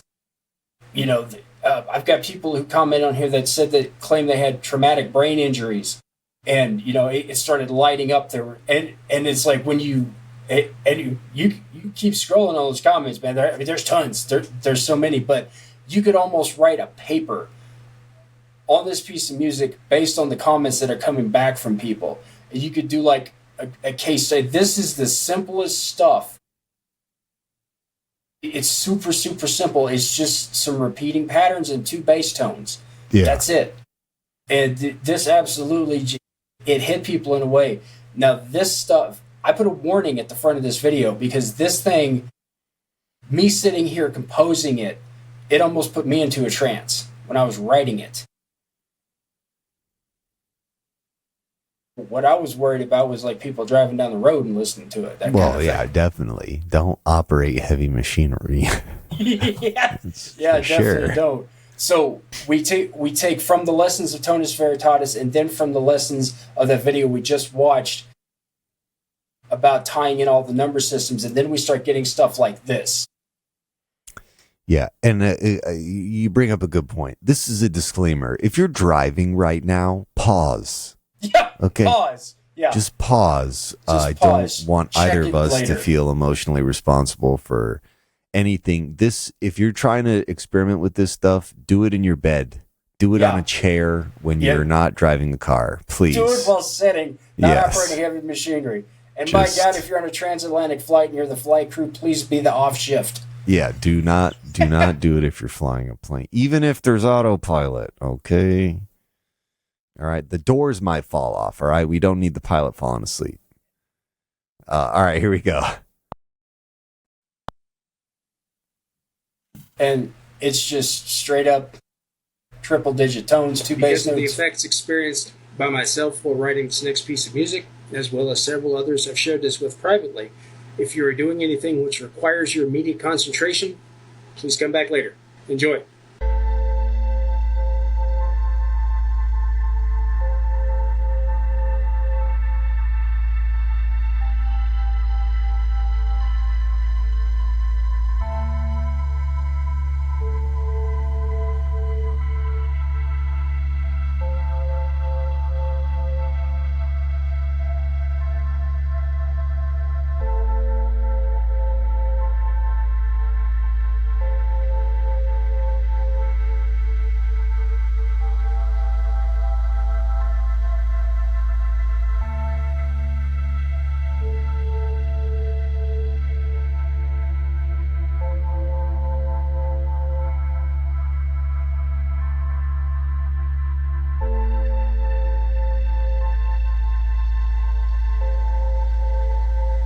Okay, before we get too far into that, is that hitting you at all? Oh yeah, it's tickling my ears. I mean, it's the fourth in the bass. It's the interval in the bass, but it's always, for me, it's always the subs. Like if there's a sub frequency in there, I immediately start to feel it tingling in my body. I mean, this is like medical grade meditation music right here for sure. Cool. Like this is the score to like a creepy scene in a movie or something like that. Like this is it's like immediate vibes. I'll definitely be interested to hear like what your creative process was putting it together, or if it just kind of came together. But it continues exactly like that for the full duration. I actually had to come back and make a 1 hour version of it. Oh my God. Yeah. So people could have a longer loop. Yep. And then of course, YouTube being the can I swear on here? Go right ahead. Okay. So YouTube being the advertising whore and that it is. Yeah. Sits there and puts a shit ton of freaking ads over the damn videos on the channel that has never been monetized, thereby screwing up everyone trying to listen to it. Every 5 or 6 minutes, they've got to listen to a freaking commercial for, Petco or, Sonic drive-ins. Or that you don't even get a cut of. No. And it's like, I've never been monetized. Because I knew a long time ago I was never going to be monetized because I don't follow community guideline standards very much. And I don't like to be told what to put in videos. It's like, I just want to post videos. So I never even pursued it. And anymore, even with this stuff, they're like, this violates community standards. How? It's just sounds. We're not even saying words. It's just sounds. But, they'll say that it's, somebody will figure out a way to flag it. I don't know. The censorship on YouTube is getting pretty out of control. It's getting pretty crazy. It really is. So with that, we take the original lessons, we take that, we start producing stuff like this, and then I'm trying to think maybe one other key highlight. Let me see. I'm always amazed at like the stuff that actually does well versus the stuff that doesn't, because it's like the stuff that. The one exception to that being the original Tonus Veritatis post on TikTok did really well. And I was proud of that one. I was glad it did well. But I was surprised it did well. Yeah. But like some of this other stuff, I never know what's gonna take off. And it's like the electron volts one. Yeah, like 78K over there. So that guy that he commented on Angel Numbers 3A. The one over on the right. Oh, right here, yep. Yeah. So that guy commented on Angel Numbers 3A with that comment and said that an LED bulb came back to life. That's fucking crazy. That's amazing. Right? And I'm like, okay, so here, let me just make a video about this real quick. It'd be fun. No, 78,000 views. It's like, I guess it's interesting. Yeah. It's interesting. You just never know. As a creator, you never know what's gonna really get traction. But yeah, that kind of stuff. And then let's see here. So I did the flute video. I did I bought the plant wave. I still got to figure that out. And in a box. That's the thing that converts electric signals in plants to audio, right? Right. Apparently, there's a phone app, and it needs to be hooked up to a MIDI synthesizer. Oh, jeez. I'm like, oh, come on. Some serious extra steps. Plant wave. I know, right? It's like, dadgummit, people, why? Why are we doing that? And then, but box of very, very cool rocks, because the crystals were part of the original science experiment video. And then, like, the flute that I got in the video is still hanging behind me on the shelf. I play that for fun. I hadn't played a flute since the third grade. It's great fun. Gotta love that. It's like a better recorder. Yeah. Yes. And then we start getting into the laser pointer videos, where I'm screwing around with the cymatics of the. Let's see here. Let's see. I think try that second one that's got the lasers in it. The second one with the lasers, maybe. This one right here. No. Or this one. That one. Yeah. Try that one. I think that was a stereo set one. DIY cymatics rig, part 2. Let's go. Slightly different setup. We're going to be using a pair of stereo Bluetooth speakers. I'm going to be using these drinking glasses to create the air gap. We've got our balloons. And we've got our pair of laser pointers. And this time I inadvertently created 6x5 squares. Thankfully, this time I remembered to turn the damn fans off. Okay, we've got Orchestral 2 on the other phone, and it's currently paired to that pair of speakers. So we have the glasses. These are on. I had to charge them to make sure they didn't die on me, but these fit dadgum perfectly, leaving a lovely little gap at the top. I just happen to have those glasses. And those glasses right there. Right, exactly. I just happen to have 2 of those glasses of that size, and they fit those speakers. I was like, holy cow, that's great. I loved amazing. It. And then, yeah, man, if you want, you can just like skip a little bit ahead. It's just like showing me setting it up real quick so where people can see it. And then, yeah. I tried it with the lights on, the lights off. I was trying to get the best kind of picture. Yeah, there we go. That should be good. Yep, still connected. Okay, one more minute. Okay, we successfully have the stuff stuck onto the balloons. All right. Okay, well, it did occur to me, these are lasers. It's dark. Let's turn the lights off. Yes. Okay, basically, I'm just going to hit play on Orchestral 2. You'll see the stereo separation, and this has got to be the most interesting setup I think I've worked with before. This is cool.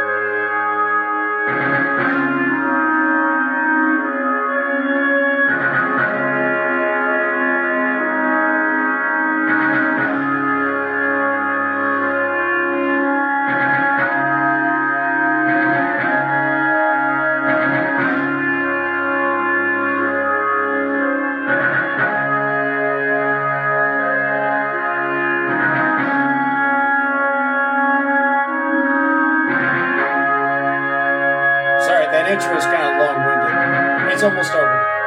It's good.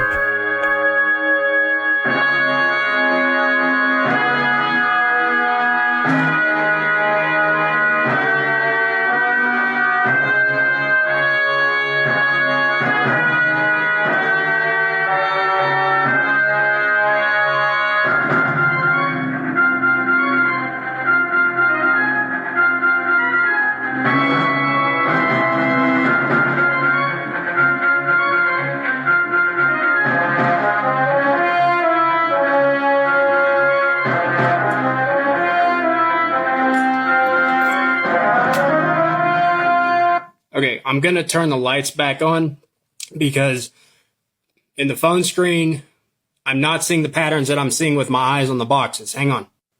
Okay, and resuming.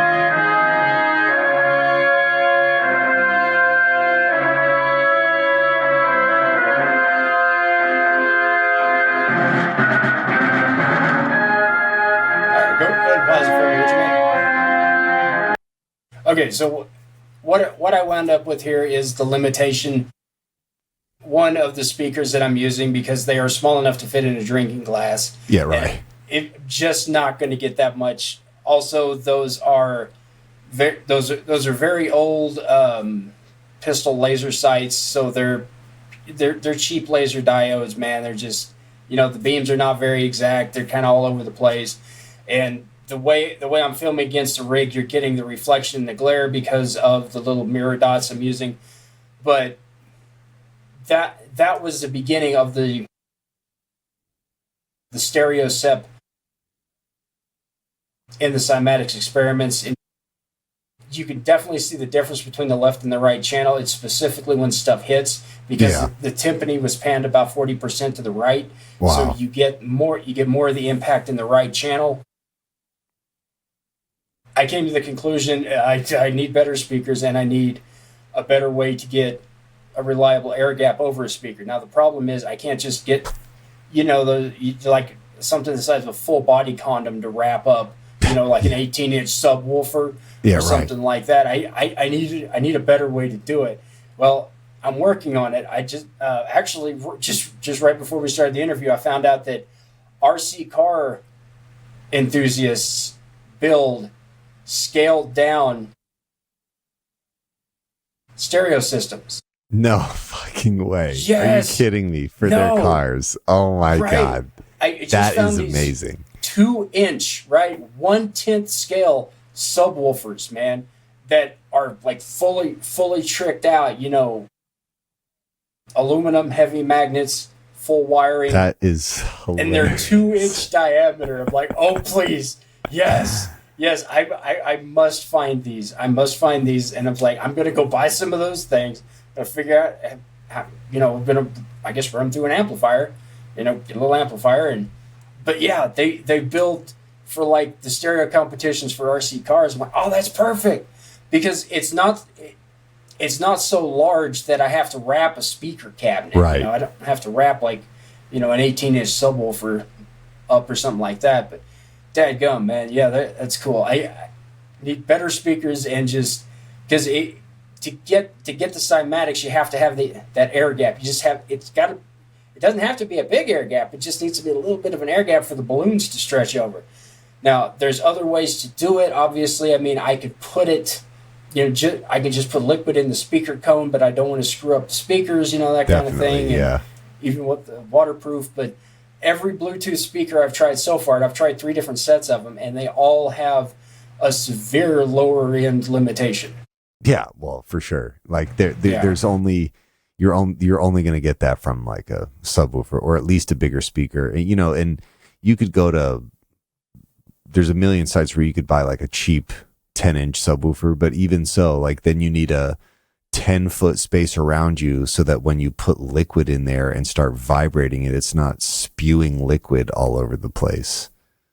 Yep, and that's one of the problems, because I'm in an apartment spaces at a Primo, but these little scaled down ones might actually be what I need.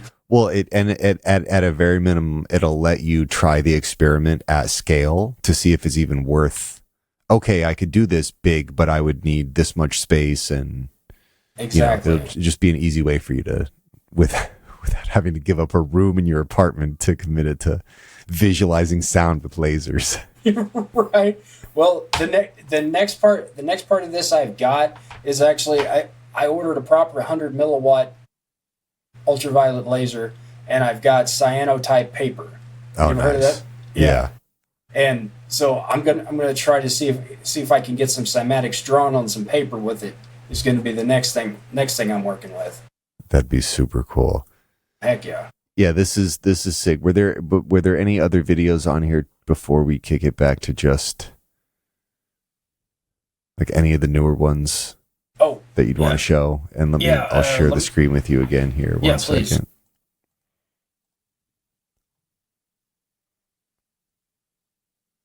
Okay, so that one. Oh, the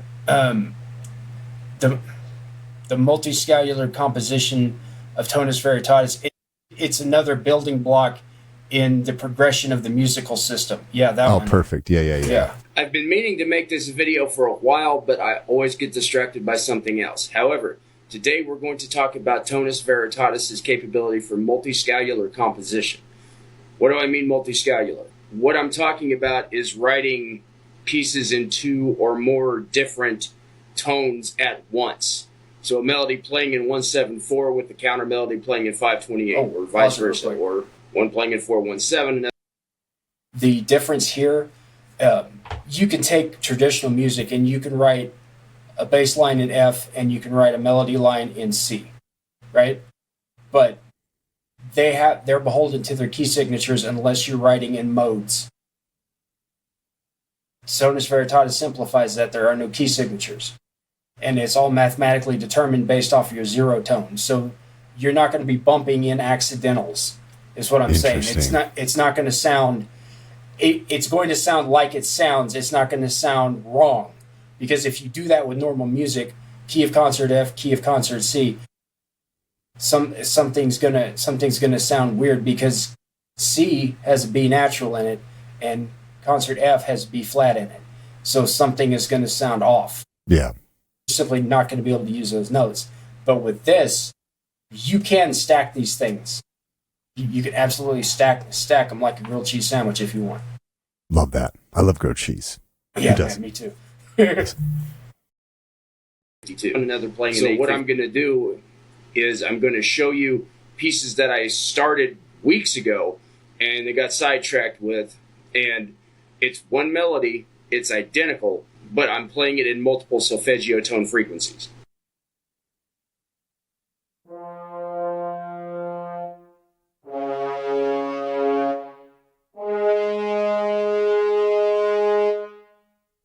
I love French horns. Yeah, they're amazing.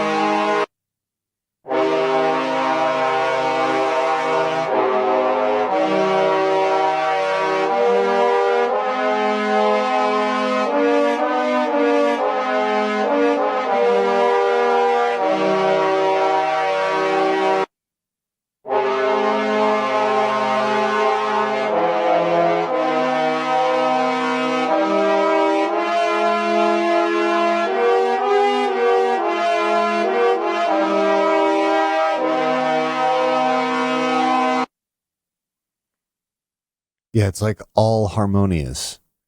Different melodically. Each of them are different melodically, but it's all of them for what they are harmonious. Right, and it's a completely different feel. Like it's identical melodies, 2 different sets of tones. It completely changes the feels. The feels in all those are just way different, and people reacted to them way differently. One of them was like, "That takes me back to ancient Persia. That takes me back to ancient Rome. That sounds Egyptian." Dude, yeah, no, absolutely. I was gonna say, you're as you went through them, you're hearing like the tonal qualities of medieval music. You're hearing the tonal qualities of Middle Eastern music. Like everything is represented in one of the combinations, which is crazy, not coincidental. I'm sure. No, surely that means nothing. You know. No, it's not. It's not coincidental. And there is. Can you for just a minute? Can you humor me one more time with one other video, or are we? Oh yeah, no, dude. Let's cool. definitely do another one. Which one? TikTok. It'll be back towards the first. Actually, it was called Tonus Veritatis, the song. Okay, hang on. So there's the video. Which one is it?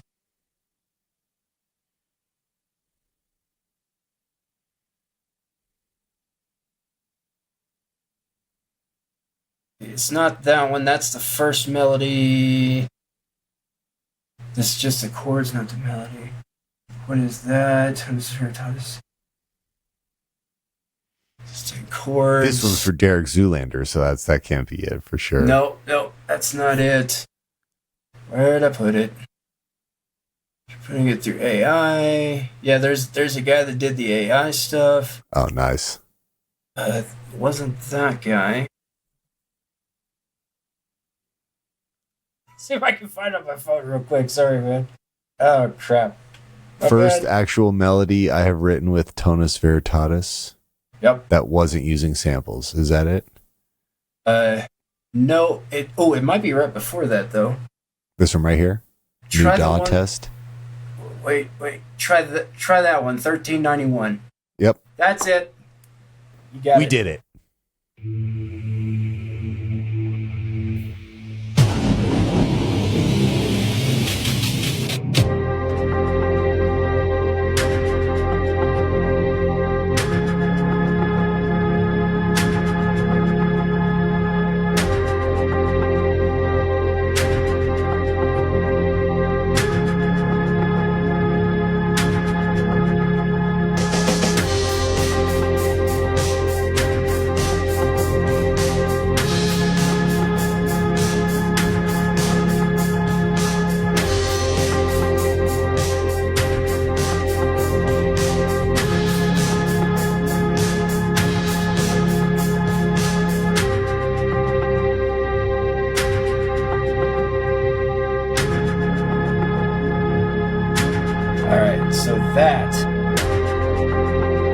That one, and it only let me post a minute, but that one, the full version is like 6 minutes, but it's just like that. It's block chords. It's literally called block chords, a song, but it does go on and it does evolve later. That one was also multiscalular, but I didn't call it out, and I was still using samples at that point. Yeah. That one, I still listen to that for background music. I'll just have that playing like in the background because it's, I mean, even to me, it's like, man, that's some good tunes, man. I like that. It's mellow. It's not too dramatic. It's not too whimsical. It's just, it's moody though. Yeah. It's moody, Yeah. Good. It's good stuff like that. It's like that, but that one was the first multiscalular composition because I was using every tone except 285. I could not make 285 sound like anything in that. I used every other tone, every other solfeggio tone, and then I was using the derivation of the 174 in the bass notes. So you had like the long sustained. I think a couple of times I switched over and I was using some 528 bass notes when I was writing it, just to get the different kind of sounds of the chords, the way that they crunch and grind together. So that was the very first multiscalular attempt, but it wasn't. I didn't call it out and explain it like what it was doing. It's just like, hey, here's a song called block chords. So what do you think all this means? And maybe you're still on the path to discover that. That's a big question, my friend. What does it mean to, I guess, what does it mean to you now? What is the significance of this stuff to you now, and where do you think it's going to lead you? The significance of this stuff is to actually be able to deconstruct the layers of reality. I know that sounds ridiculous, but let me try to elaborate a little bit.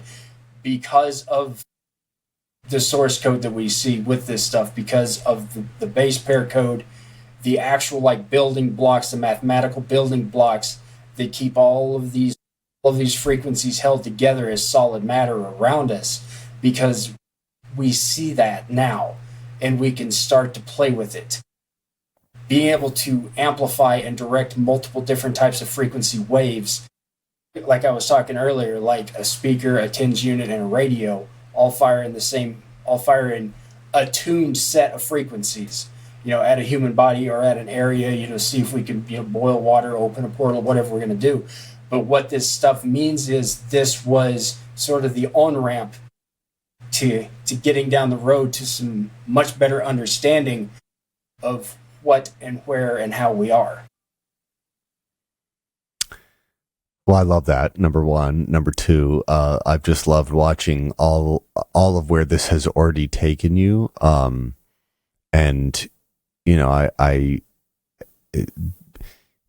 most of this stuff took you to places that you weren't expecting. So like, there's no telling where it takes you beyond this. Correct. The more you keep experimenting with it. But, I'm just becoming more and more convinced that the reason that these numbers were burned into buildings, like the reason that it was encoded into stone structures, they were important. They were important. And at some point, whether it actually had a tangible effect on them or not, I think people were using these frequencies by way of chants and,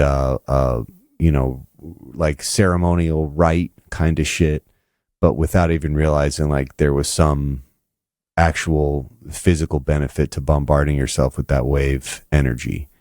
And it's, the more we see ancient structures that are built with specific acoustic principles, again, utilizing those same divine proportion sets, it just, to me, becomes a little more obvious that, I would say most of the sacred sites, that's probably what it was being used for. It was being used for some kind of like sound bath. You get a million priests in there chanting at specific frequencies and beats, and all of a sudden you're inducing mental states. You're, vibrating the physical nature of your body in a harmonious way, like in brute forcing the cells back into harmony. So I don't know. That's why I see this stuff as valuable. Anyone who's experimenting with this kind of stuff, I see it as valuable. And I'm also of the mindset that anything creative is like a good sink of time. Like that's a good thing to commit time into. And like you said, you put a lot of time into all the different aspects of your discoveries here. I don't know. To me, like this is far more valuable than just scrolling on the internet. You know what I mean? Like I would much rather see somebody going way deep in on something like this. To me, that's a better investment of time. And to me as well. I've spent thousands of hours playing video games with friends, and that's a good use of time. It's cathartic, passes the time, creates bonds between friends. But there's also the creative outlet. Music has been my creative outlet most all my life, and to be able to now basically like step back behind the scenes and start conducting music in a way to where not only am I creating the tonal scales, I'm creating the way the music interacts, and I'm guiding it using the mathematics that I'm finding that's already bloody there. Right. Yeah, it's the best use of my kind of time. It's the best use of anyone's kind of time. It's what I was actually put here to do. Because when I started doing this, that's what I realized.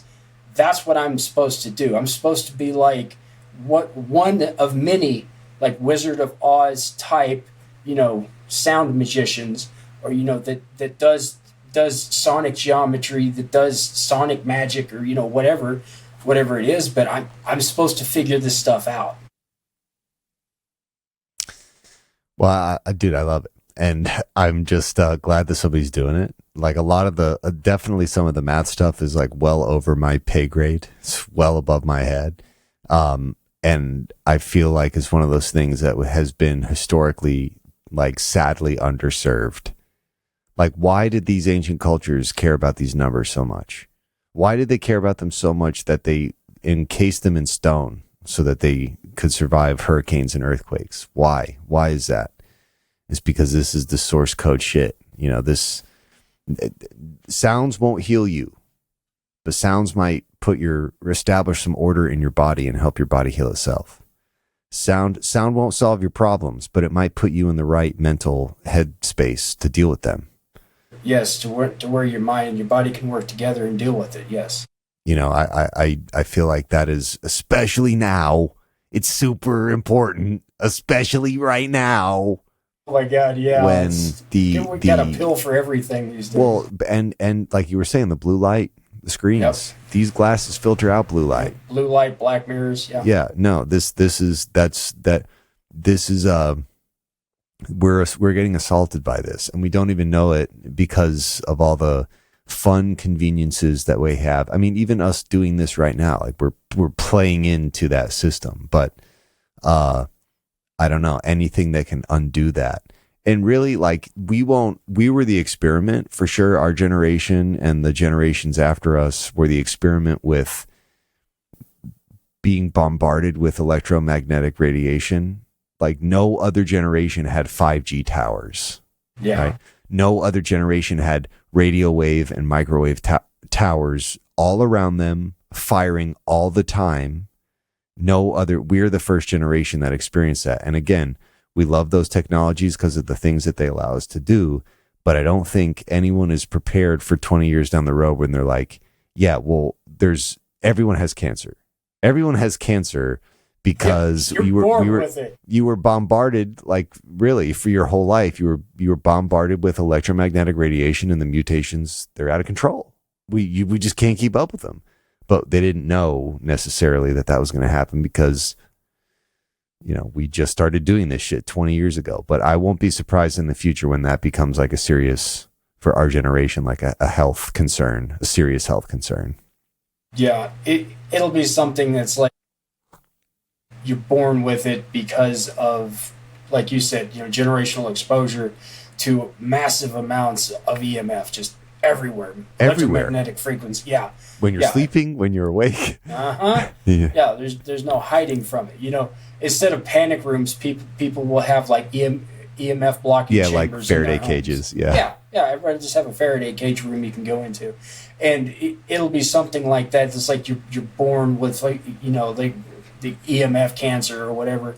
And it's like, well, if you want to live, you got to take your meds and do all of this. Like, well, that is why this stuff is important. That's why, like, and I'm also convinced, again, sound won't heal your problems. It won't heal your body, but it might undo some of the damage. And the more I think we learn about science, the more it's becoming pretty obvious that, I mean, especially with, like, there's going to be a push in the next couple of years. They're going to talk about some Royal Rife shit where they're disintegrating cancer cells with sound. I've already seen some, like, preliminary scientific papers and people who are definitely doing that research. Oh, because that's good. They're looking at it. He was doing it 100 years ago. Yeah, right. He was doing it fucking 100 years ago between 100 and 300,000 hertz. I can't find the exact number. That's been scrubbed, man. Well, the thing was, it was like combinations, and even his microscope, his microscope didn't have a light source. It used natural sunlight, but it could filter through the light color frequency of the organism, the cellular organism you were trying to look at. Oh, that's badass. So you could see it in alive. Basically, the reason that his microscope made a difference is because the only other option for us to see down to that level of magnification was an electron microscope. But you destroy whatever you look at if it's alive, if you look at it through an electron microscope, because you're bombarding it, you're killing it.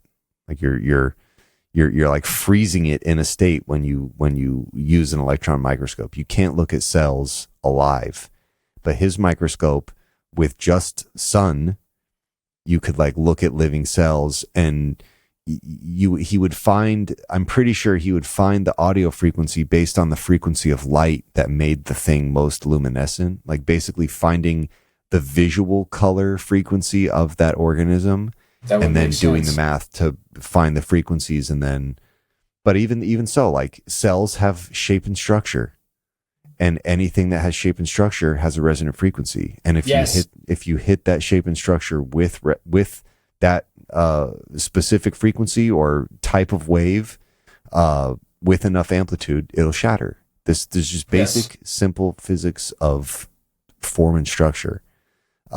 That's why I think what you're doing here is exciting, because like even if just one of these frequencies is like beneficial to your cellular health, then what you're doing by bombarding yourself with them is just undoing some of the damage done to us by all the other shit that we suffer from. Right. And it's like what you're saying is correct. And you're the first person I've actually heard say that. It's like the sound won't heal you, but it might help your body to start healing itself, because we all have an inbuilt healing mechanism that's far beyond modern medicine. Yeah. Far beyond, pills and all this. It's incredible. It's incredible what the human body can do. Yeah. Yes. And all you're doing is tapping into it and turning it on and targeting it where it needs to go. Reinforcing it. It's already there. And they haven't managed to completely destroy everything yet. Fluoride, glyphosates, stuff in the air. They haven't managed to destroy everything yet. We still have a built-in immune response, and we can regenerate and heal ourselves. And until the point where it's completely tamped out of humanity and it will do no good, we need to be out there figuring it out. Yeah. Because pharmaceutical industry ain't going to tell us shit. They're just like, buy more pills. Come on. Well, that's the thing, is their business is Band-Aids. Their business isn't cures. Their business is Band-Aids. And if you're talking about bombarding yourself with specific frequencies at certain amplitudes for X amount of hours a day, and that somehow creating, like reinforcing your body's natural ability to heal and fight off whatever, they don't want that. No. Because how can they put a meter on that? Like how can they continue to make money from you? So the conspiratorial or like the business interest side of this has never surprised me, and it's definitely why Royal Rife and the few other scientists of his era that were doing this kind of shit, they just never really got the funding and died in obscurity. And it's because we're talking about completely, even like they're in the Rife stuff too. It's like something I think that is super interesting, and the other people I've spoken to have spoken about this, but like, you can bombard yourself with all types of frequencies, and like your body will reject it because it doesn't necessarily resonate with anything specific. It doesn't resonate with your organs. It's not a fundamental that has any shared resonant qualities based on the size and form of the structures in your body. But certain frequencies, if they're the right frequency, it absorbs. Like if it's the right frequency to, stimulate oxygenation of cells or whatever, that will, your body will absorb that. If there's additional information, it'll just pass through. It's kind of similar.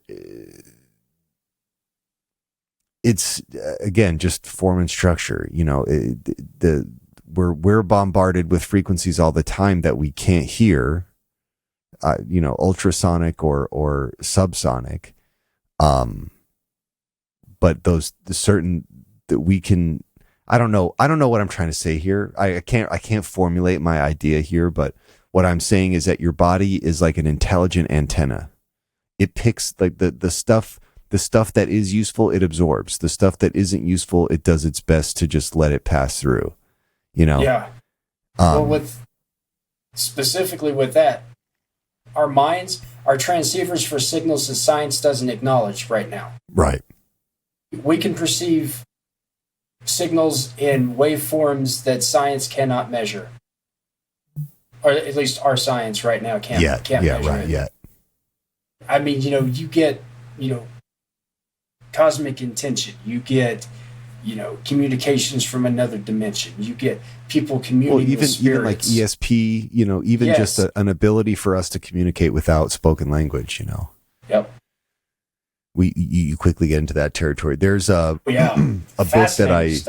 there's a book that I recommend to everybody. I think I actually gave it to somebody, but it's called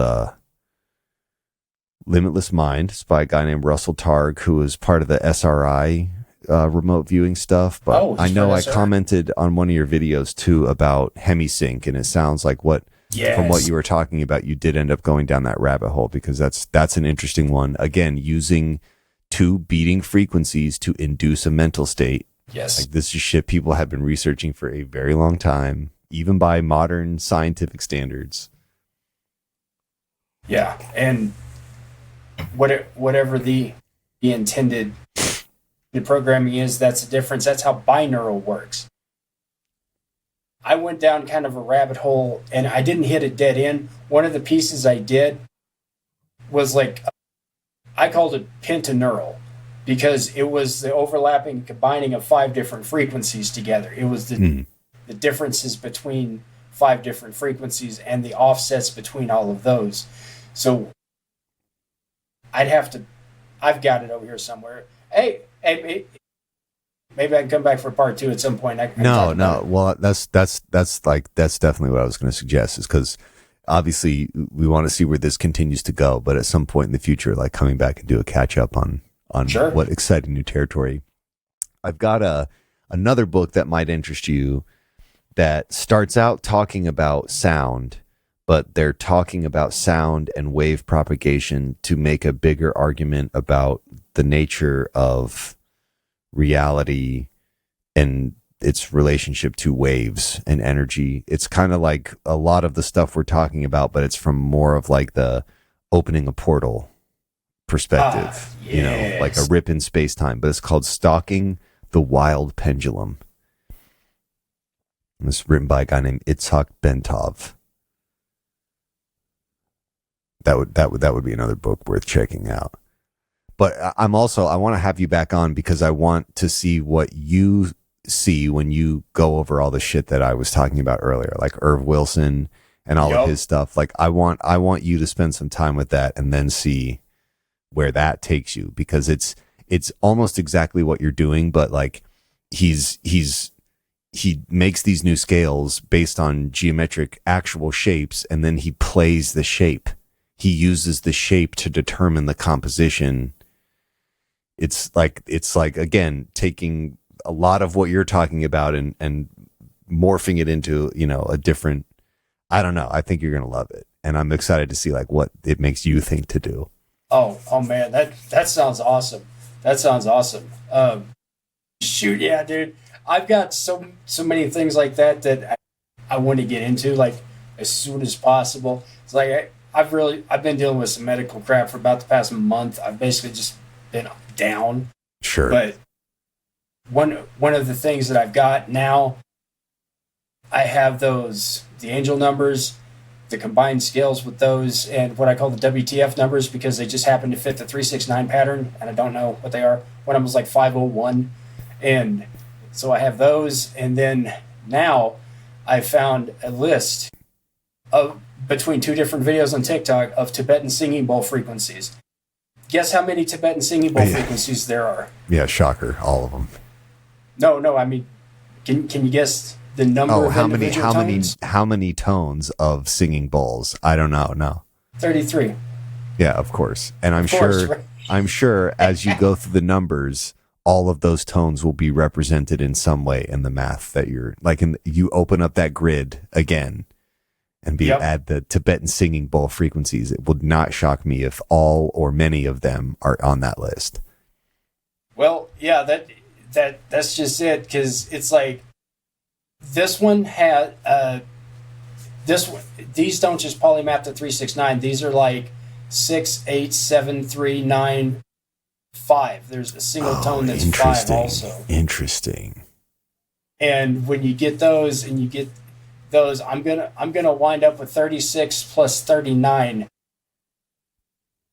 scale tones. So I'm gonna wind up with like a 72 tone scale. But it's gonna go up to 10,368 hertz and down, but from 102 up to 10,368, and it'll have, you know, the 36 tones of the solfeggio angel of WTF 1 and 2, and then the Tibetan singing bowl, and that's probably going to be like the master scale I start writing with. Wow.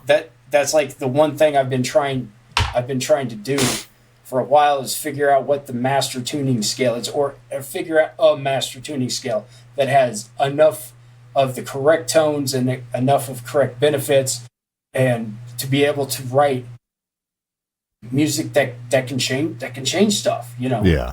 That's what I want to be able to do. Yeah, no, it's like some damn holy grail shit. It's like the holy grail. Right. Well, I mean, really, for like me, because this is stuff that I thought about. I just never possessed. The holy harp. Let me play. Yeah, no, really. This is like some shit that I think any musician has thought about, especially if you come across solfeggio frequencies. It's like, well, what if I start tuning my instrument this way? You know, like, but I never obviously possess the mental power or focus to take it to the levels that you've taken it. But it's holy grail shit. Like you're telling me you can play music that makes people do things? That's holy grail shit. You can actually ensure that when I play these things, that they get this emotion. That's the holy grail of music. That's like peak musical communication. I can convey my message exactly. It's not open to interpretation because I'm using tones that trigger specific responses. Yep. Oh, so, yeah. You know, this is why I see what you're doing as interesting, because this is the territory that we're talking about. And again, it's not for mind control. It's for, like, you know, we're speaking in the language of the code, the source code. That's why this is interesting. Speak in the language of the code. Hey, that's a great essay title or a book title or an album title, The Language of the Code. Yeah. There you go. No, dude, that's what this is. And like, there's people, I see people who do it with light.